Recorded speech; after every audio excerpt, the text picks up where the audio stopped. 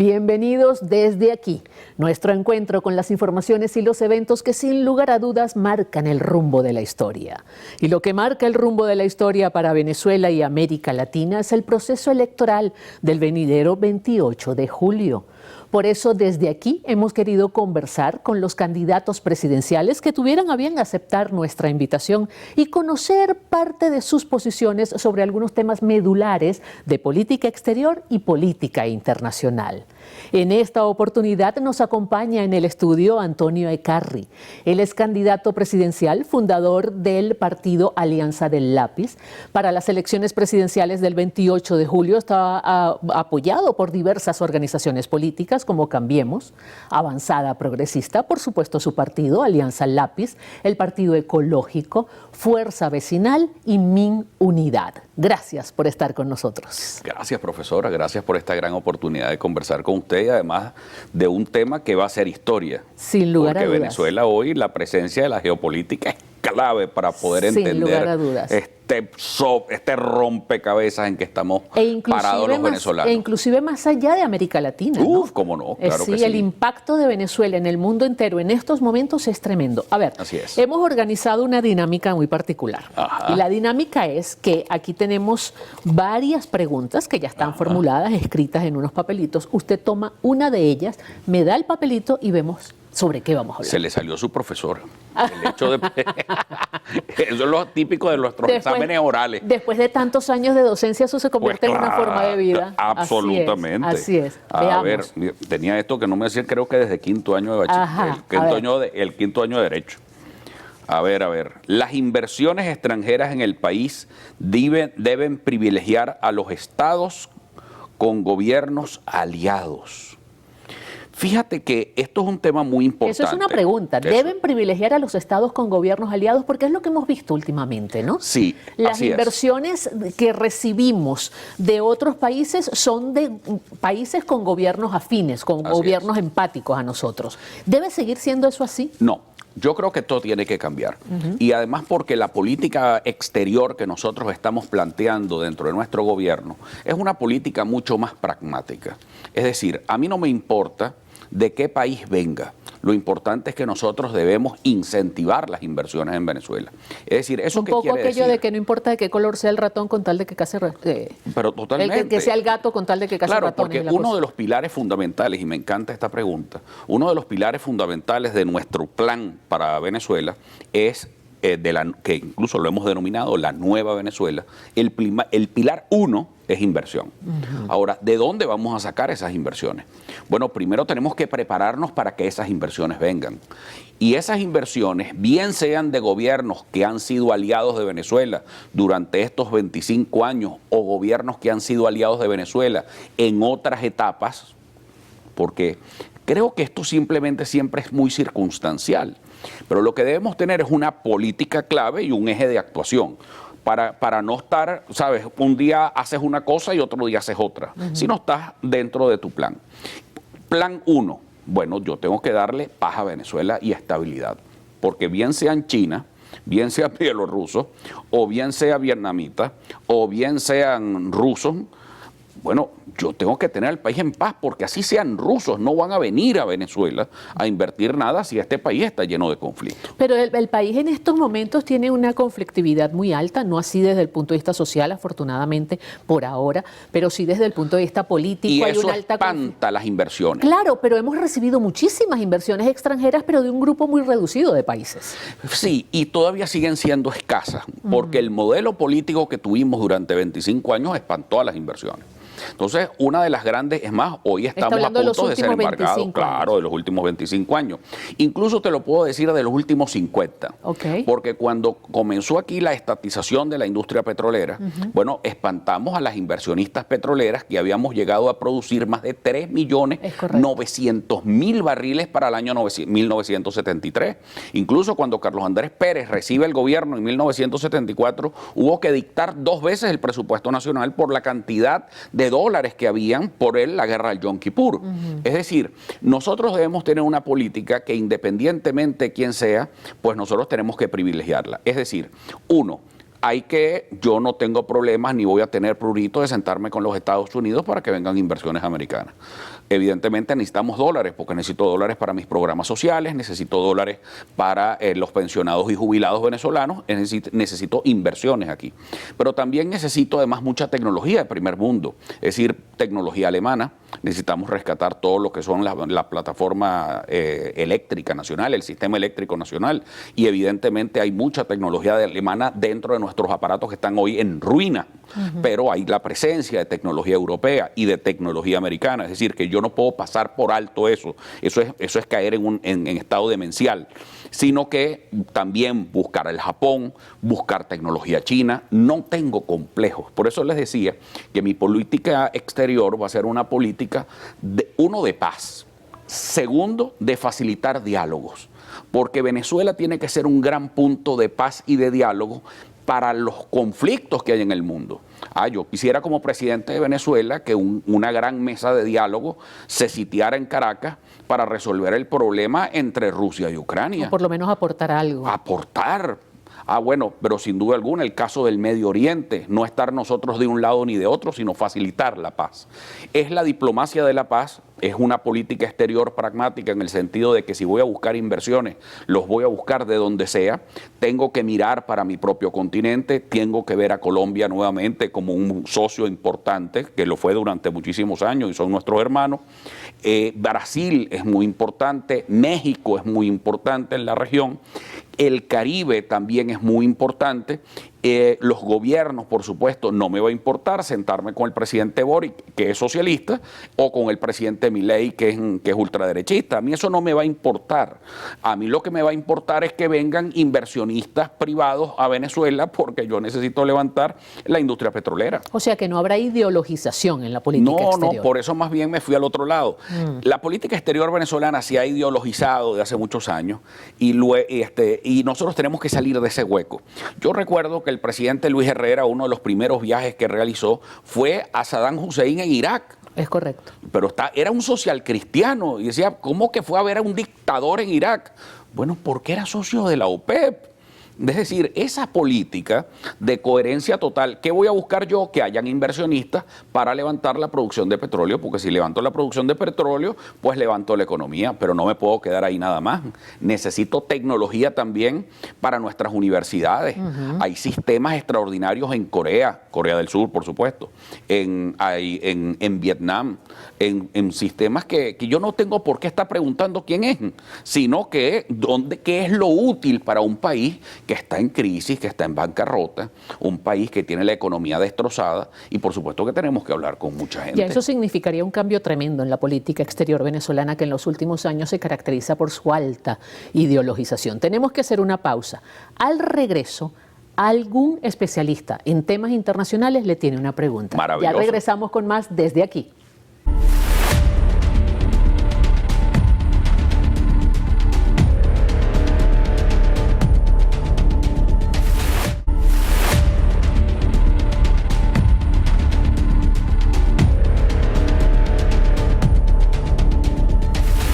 Seguimos desde aquí, hoy conversando con Antonio Ecarri, candidato presidencial, fundador del partido Alianza del Lápiz, apoyado por otras organizaciones políticas como Cambiemos, Avanzada Progresista, el Partido Ecológico, Fuerza Vecinal, Minunidad. Un montón de organizaciones políticas apoyan a Antonio Ecarri. Estamos bastante ahí en el tarjetón. Qué bueno, sí, así es. En esta parte de nuestra conversación vamos a hacer un contacto con un colega internacionalista que tiene una pregunta. Vamos a escuchar a Iván Rojas. Hola Antonio, la pregunta que quería hacer era referente a la relación futura de Venezuela con Estados Unidos en un hipotético gobierno que tú liderases. Venezuela tiene 2 décadas con una relación muy fracturada, muy complicada con los Estados Unidos, pero también vivimos en una época en que Estados Unidos tiene una rivalidad estratégica con China y otros estados. Entonces, ¿cómo tú navegarías una nueva relación entre Venezuela y el gobierno de los Estados Unidos? Interesante planteamiento. Bueno, maravillosa pregunta. Muchos saludos, Iván. Mira, esto ha sido objeto de muchísima reflexión de nuestra parte. Primero, déjame decirte que yo me confieso ser un admirador de los fundadores de la Unión Americana. Y por supuesto siempre hemos tenido, y he tenido desde la casa Arturo Uslar Pietri, una extraordinaria relación con los Estados Unidos de Norteamérica. He diferido mucho del comportamiento de los Estados Unidos con relación al tema de las sanciones a Venezuela, y he diferido también de su política de aislamiento hacia el gobierno de Venezuela por una razón, porque ya ha fallado en otras partes del mundo. Y eso es lo que sí nos ha separado, si se quiere, del gobierno de los Estados Unidos. Pero desde el punto de vista de principios, nosotros no nos separamos de la democracia y del sentido de libertad que tienen los organizadores de la Unión Americana, que vienen también de la Revolución Francesa. Ahora, para responderte muy concretamente tu pregunta, esto desde el punto de vista de bases, para que sepas de dónde viene además nuestra política. Nuestra política es replantear las relaciones con los Estados Unidos dentro de un criterio de soberanía venezolana, pero de intercambio. Uno de mis gobiernos favoritos en la historia es el gobierno del general Isaías Medina Angarita, que tuvo una extraordinaria relación con los Estados Unidos, incluso fue más allá. El gobierno del presidente Medina, durante la Segunda Guerra Mundial, acudió por primera vez un presidente latinoamericano a la Cámara de Comercio de Nueva York, precisamente para ir a buscar inversiones a Venezuela. Y con la ley de hidrocarburos de 1943 logramos 50 años consecutivos, no solamente la más grande inversión que se conozca de la historia de América Latina que se dio en Venezuela, sino que además logramos tener una relación de mucha estabilidad en la región. Nosotros tenemos que, bajo el criterio de independencia y soberanía, podemos tener extraordinarias y muy buenas y fluidas relaciones con los Estados Unidos sin desmejorar nuestra relación con China. El hecho de tener una posición, como ya se los advertía hace un rato, de tener una política exterior absolutamente llena de pragmatismo, en el sentido de yo no me va a importar hablar con Xi Jinping o hablar con el presidente que me toque luego de noviembre en los Estados Unidos, sea Donald Trump o el presidente Joe Biden. Yo te puedo decir que yo preferiría que ganara Joe Biden, por supuesto, como buen centrista que soy. Pero no soy yo el que le va a imponer el presidente, evidentemente, a los Estados Unidos. Pero mi objetivo es llevar muy buenas relaciones con los Estados Unidos de Norteamérica. Fíjate que un buen ejemplo ha sido que, a pesar de las diferencias ideológicas que tuvo el presidente Andrés Manuel López Obrador en México con el gobierno de los Estados Unidos, pues han tenido extraordinario intercambio comercial y han tenido extraordinarias alianzas. Es decir, no necesariamente hay que tener un conflicto permanente con los Estados Unidos. Al contrario, creo que hay muchas cosas que podemos hacer. Hoy mismo, hace por supuesto unos días, ahorita mismo, estamos pidiéndole al presidente de los Estados Unidos una medida de protección por parte de la OFAC para evitar el embargo a nuestro activo más importante que tenemos en el exterior, que es Citgo. Por eso es nuestra política de acercamiento. No te digo que, bueno, no tuve una buena relación, porque es así, se los confieso a todos, con el anterior embajador que tenía Estados Unidos para Venezuela, pero hoy tengo una muy buena y óptima relación con el nuevo embajador y jefe de la misión de Estados Unidos para Venezuela, Francisco Palmieri. Tengo una relación de muchísimo respeto con él. ¿Y por qué no hubo buena relación con Story? Bueno, Story se metió de entrépito en asuntos de Venezuela, y discúlpenme que lo haga así, pero es que cada vez que lo recuerdo, yo soy muy nacionalista. Okay. Y la verdad es que yo respeto mucho, y por aquí la sangre que me corre es de venezolanos. Y los venezolanos nunca nos han gustado que nos lleven nariciados a ninguna parte. El presidente Betancur una vez le dijo a Fidel Castro, y también se lo dijo a Kennedy, que Venezuela, cuando buscó libertadores, los parió, no los importó.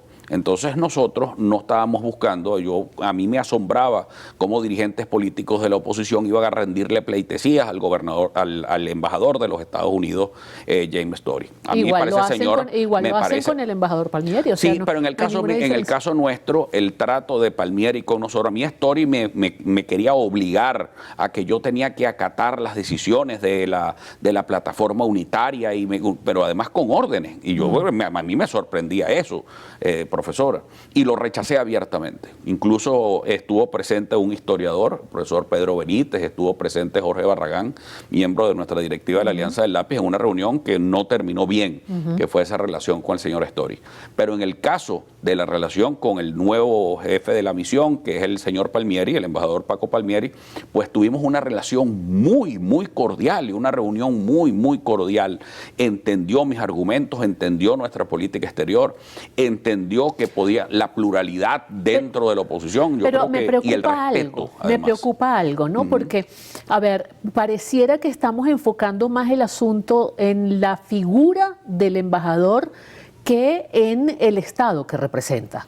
Bueno, porque Estados Unidos sigue siendo el mismo Estados Unidos. Sí. Con James Story o con Palmieri. Claro, lo que pasa es que primero yo siempre tuve muy buena relación con el Departamento de Estado, históricamente, por la Fundación Uslar Pietri. Okay. Arturo Uslar Pietri fue un hombre amigo de los Estados Unidos, sin duda alguna, pero jamás servil de los Estados Unidos, a tal punto que cuando le tocó ser ministro del Interior y cuando le tocó ser ministro de Hacienda del presidente Medina, pues impuso unas leyes que a los Estados Unidos no le gustaban, pero que eran las nuevas leyes y la nueva legislación de hidrocarburos que daba a nosotros soberanía. Es decir, yo lo que represento mucho es soberanía. Ahora, en esa duda que evidentemente las relaciones de Estado son relaciones de Estado y que tú buscas acercamientos. Claro. Ahora, siempre un embajador es clave porque un embajador con su personalidad pues marca... abre o cierra abre o cierra puertas. Entonces, tener que pasar por encima del embajador, que era un obstáculo para las relaciones con Venezuela, y llegar al Departamento de Estado era todo un tema. Pues teníamos que hacerlo por otro lado. ¿Quién busca esas reuniones? ¿Las busca Antonio Ecarri o las buscan los embajadores llaman a Antonio Ecarri? Siempre había sido bilateral, siempre había sido de mucho respeto. En el caso de... ¿De qué puede hablar la oposición con un embajador de Estados Unidos? Bueno, en el caso mío era precisamente para hablar del tema de las sanciones, para hablar del tema de replantear la política de los Estados Unidos con Venezuela, porque es un gravísimo error. Pues fíjate, ¿las sanciones sirvieron con Cuba? No. ¿Sirvieron con Irán? No. Entonces, ¿sirvieron con Venezuela? Tampoco. ¿Están sirviendo con Rusia? Tampoco. Pues tampoco, eso no sirve. ¿Por qué? Porque hace que la gente, esos gobiernos, más bien se empujen hacia la oscuridad. Y entonces, por supuesto, las sanciones se vuelven un gran negocio. Claro. Entonces, las sanciones para un sector del gobierno, sin duda alguna, y del gobierno de Maduro, las sanciones son un negocio, porque no tienen que justificar ingresos a nadie. Así es. Y para tú ves lo que pasó con Tarek El Aizami y las denuncias que ha hecho el propio fiscal general de la República, no somos ni usted ni yo. Pero del otro lado, también hay una gente que se ha venido beneficiando con comisiones millonarias de parte del interinato y de toda esa cochinada que hubo también de manejo por parte de la oposición de activos de Venezuela en el exterior. Entonces, como decía Villo, son feos los dos. Tenemos que hacer una pausa y al regreso vamos a tener otras preguntas. Ahora será por parte de estudiantes de la Escuela de Estudios Internacionales de la Universidad Central de Venezuela. Ya volvemos desde Seguimos aquí. En examen. Así es.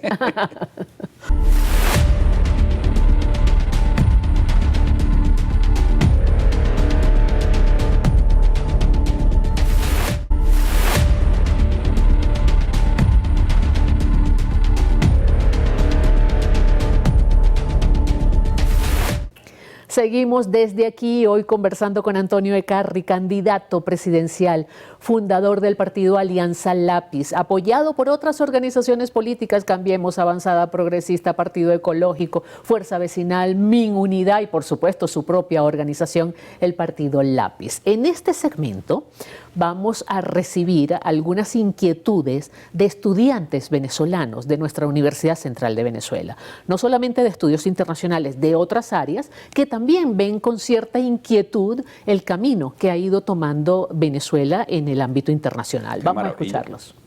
Le preguntaría qué alianzas podría hacer con otros estados o con otros países para mejorar la educación en Venezuela. Bueno, yo como estudiante de ingeniería mecánica le preguntaría con qué países o empresas haría convenios para ayudar al desarrollo de la industria automotriz en el país. Qué interesante, ¿no? Qué Los dos están maravilla. enfocados en una visión de futuro del país. No, a mí me encanta. La verdad que déjeme decirle que esta modalidad de programa a mí me está fascinando. ¿En serio? Qué bueno. Sí, claro. Bueno, fíjate, el país está ávido de respuestas. Y bueno, vamos a dárselas primero para después luego hacerles una reflexión. Fíjense, en torno a la educación. Bueno, eso ha sido mi gran bandera y por eso incluso hemos creado la Alianza del Lápiz como una organización que está centrada en crear un modelo de desarrollo social para Venezuela que está centrado en la educación. Y por supuesto, las alianzas internacionales tienen que ser con los países más avanzados en materia educativa. Estamos viviendo un siglo XXI de muchísimos cambios. Yo veía esta mañana en el New York Times, tenía el gran debate y las grandes denuncias que hay con el tema de la inteligencia artificial y el uso de la inteligencia artificial. Es decir, debemos los estados, y esto es un tema de estado, incluso lo llevaría al tema de la UNASUR, a las organizaciones internacionales, a la propia OEA, a la propia ONU. Mi gobierno se incorporaría al gran debate internacional sobre el uso de la inteligencia artificial, incluso por el tema educativo. Entonces, países aliados, para mí Finlandia. ¿Por qué? Porque Finlandia ha logrado el más alto promedio de las pruebas PISA en el mundo, es decir, las pruebas de rendimiento en matemáticas y en interpretación de lectura. Esos son dos temas que son fundamentales y que tenemos que elevar cuanto antes. Segundo, haría, por supuesto, no solamente con Finlandia, sino que lo haría también con Lituania, que es un país que viene también de formar parte de la cortina de hierro comunista, pero es el único país de esa cortina de hierro que ha alcanzado unos niveles de desarrollo porque se centró en la educación también. Es decir, los que están haciendo lo que nosotros estamos proponiendo les ha ido bien a todos. O sea, no he visto un solo fracaso en ninguna parte. Por supuesto, también con sistemas educativos que están rompiendo récord en el mundo, tanto Japón, Corea del Sur, Singapur, que también tiene unas líneas extraordinarias en materia educativa. Pero también yo quiero crear un sistema latinoamericano educativo. Una de las cosas más importantes que le planteé incluso al presidente Gustavo Petro y que me encantaría planteárselas próximamente a Claudia Sheinbaum, que es la nueva presidenta electa de México, es la posibilidad de que nosotros podamos retomar la educación como un tema latinoamericano. ¿Por qué? Porque tenemos las mismas culturas, pues tenemos unas cosas absolutamente que nos podemos integrar en el tema educativo, pero descentralizándolo. Y dices, ¿cómo? Sí, es integrándonos mucho más al mundo, pero yo quiero una educación que no saque al niño de su hábitat natural. Uno de los grandes fracasos de la educación venezolana, ¿cuál es? Primero, que no hay educación. Segundo, que tenemos otro problema, que el niño en la escuela no tiene un destino económico. Es decir, no tiene un proyecto de destino económico. ¿Qué quiere decir eso? Bueno, que no tienes a corto plazo un oficio al que te puedas dedicar y puedas planificar tu vida. ¿Pero qué oficio se le puede presentar a un niño? Bueno, no es muchísimo la orientación desde jóvenes. Ahorita están los programadores, que son niños que son, de verdad, no es por meter al trabajo infantil ni la maquila, por Dios, nada de eso, sino al contrario, los chamos que son programadores, diseñadores, etcétera, se han dado unos fenómenos extraordinarios. Pero yo tengo que luchar contra las bandas delictivas que están secuestrando a los niños en las escuelas venezolanas y en las escuelas latinoamericanas y el narcotráfico. Son temas importantísimos. Ese proyecto latinoamericano de un sistema educativo dejaría por fuera a Brasil, que tiene una historia, pero tiene una historia diferente, un idioma diferente, una cultura con muchas diferencias. Claro, pero pudiéramos incorporarlo porque tiene muchas cosas en común con Venezuela. Pero en principio, con las naciones hispanoamericanas. Claro. Incluso que España nos abra las puertas de un proceso de integración educativo con Europa. Es decir, comenzar a soñar que la educación es una vía para que uno crezca. Por eso no te lo van a robar en la camionetica, eso no te lo van a robar, como ella mismo lo decía. Es que si se logra eso, se desaparece el robo en la camionetica. Claro, porque además estamos acabando con dos cosas. Claro. Primero, estamos acabando con la delincuencia, porque la delincuencia se va a quedar sin delincuentes. Y lo segundo, con el desempleo. Porque si tú, y voy con la pregunta de este otro alumno de la industria automotriz. Por ejemplo, yo viví y he estudiado de manera directa cómo se formó la zona industrial de Valencia. La zona industrial de Valencia, además lo llevo con mucho orgullo, un tío abuelo, que fue el doctor Lorenzo Araujo Ecarri, que fue presidente del Consejo Municipal de Valencia en los años 50, logró abrir una oficina del Consejo Municipal de Valencia en Nueva York para captar inversiones. Y logrando las inversiones de la época, logró que la zona industrial de Valencia fuera automotriz. Entonces teníamos a la Chrysler, a la General Motors, a la Ford, y luego se vinieron Renault, luego vino Volkswagen al proyecto Palmasola, que era una cosa bellísima, que está en las instalaciones en ruinas, pero resulta ser que es una planta que es Premio Internacional de Arquitectura, hoy lamentablemente en ruinas en Morón. Es decir, tú tienes una gran cantidad de zonas para el desarrollo automotriz. Venezuela fue, además por su ubicación geográfica, todavía puede ser un gran sitio para la promoción de la industria automotriz. Evidentemente tengo que competir ahora con Colombia, porque muchas de nuestras empresas migraron a Colombia por todos estos 25 años de desastre, y luego volverlas a traer a Venezuela. Hay estados completos de Venezuela, el centro del país sobre todo, zonas industriales como la de La Victoria, zonas industriales como las de Maracay, zona industrial como la de Barcelona, zona industrial como la de Valencia, que fueron apagados, pero él tiene razón. ¿Qué hacemos con la industria automotriz si la industria automotriz genera tantos empleos? Porque además no solamente es las propias o ensambladoras o fabricantes de autopartes, sino que además es toda la industria secundaria. Entonces, como lo viví en Valencia de primera mano y además como patrimonio familiar, entonces estoy muy relacionado, y además mi abuelo tuvo concesionarios automotrices, entonces me impactó mucho y me llena de mucho ánimo la pregunta. Sí, mucho ánimo. Entonces, ¿por qué uno con Alemania, la Unión Europea, yo quisiera que BMW o Mercedes-Benz pudieran fabricar de nuevo? Y que los venezolanos tuviéramos la capacidad para poderlos comprar. Pero por supuesto, obviamente. En el mundo, tú los ves en Bogotá, en Colombia, en todas partes, y eso es posible, eso no es ninguna utopía. Eso tenemos que generar también el crédito en dólares, tener una moneda estable, pero yo para poder atener todas esas países, yo quisiera convencer a la Volkswagen, y les confieso, yo uno de los primeros viajes que voy a hacer como presidente, pues no solamente voy a ir a visitar políticos en el mundo, no, yo voy a ser el primer convocante de inversiones extranjeras en el mundo. Excelente. O sea, de atraer inversiones a Venezuela. Excelente. Es decir, uno de mis primeros viajes, sí, yo voy a ir a visitar al canciller alemán, le voy a dar la mano, le digo, muchas gracias, mucho gusto, muchas gracias por esta cena, pero yo me voy a la planta Volkswagen. Excelente. Porque yo quiero recuperar la planta de Palmasola. Hoy Palmasola, en Morón, es uno de los sitios de mayor pobreza. ¿Por qué? Porque los trabajadores quedaron desempleados después de ese cierre en los años 80. Entonces te podrás imaginar cuántos años. Pero si les damos unos incentivos extraordinarios, tienes a Puerto Cabello al lado, podemos generar un sitio de exportación de la planta de Volkswagen nuevamente para toda América Latina, para el Caribe y quién sabe para otros rumbos. Veo que el tema te gustó definitivamente. No, es que el tema me apasiona, el tema automotriz a mí me apasiona. 1.000.000 de gracias por venir, por estar con nosotros. Bueno, encantadísimo, profe, y a mí me encantaría que usted llevara un debate entre los candidatos presidenciales. Me encantaría hacerlo. Porque si hubiera disposición para ello, lo hacemos. Claro, es que Venezuela, y yo lo pedí formalmente ante el Consejo Nacional Electoral, lo que usted está haciendo a mí, yo la felicito, porque además están con preguntas y la gente puede evaluar cuáles son los criterios de los candidatos presidenciales. Eso pasa en todas partes del mundo. Y la democracia no es una cosa que se hace con un acto. La democracia se construye todos los días. Es una forma de vida. Así es. Muchísimas gracias. Era Antonio Ecarri, candidato presidencial, estuvo con nosotros en esta oportunidad. Quédese con nosotros, hay mucha más programación y hágale seguimiento a estos encuentros con los diversos candidatos presidenciales de cara al próximo 28 de julio. Será hasta una próxima entrega desde aquí.